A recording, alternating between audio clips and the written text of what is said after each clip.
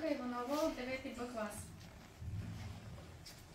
Добре, и какво ще ни прочетеш? Днес ще ви прочета отказ на Лайза Клейпас Синьокия дявол.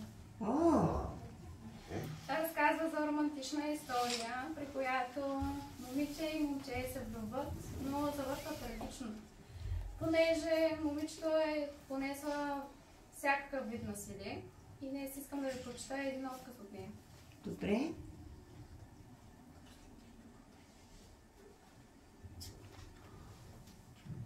Когато си бил системно подлаган на насилие, преценката ти за нещата до такава степен се разрушава, че ти е невъзможно да вземаш решение. Дребните решения ти изглеждат също толкова трудни, колкото и по-големи. Дори изборът на зърнена закуска започва да ти се вижда опасен.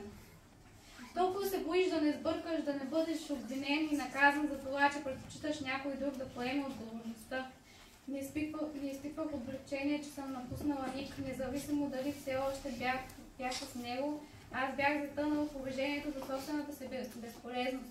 Той обвиняваше мен, твърдеше, че причината да ме удря е у мен и това негово убеждение ме е заразило като вирус. Може би аз бях причината, може би го заслужавах. Браво! Благодарим ти! Една съвременна, за съжаление, актуална тема. От 8 клас нямаме. Да. Имаме. Имаме. 8 клас. Един единствен мъж.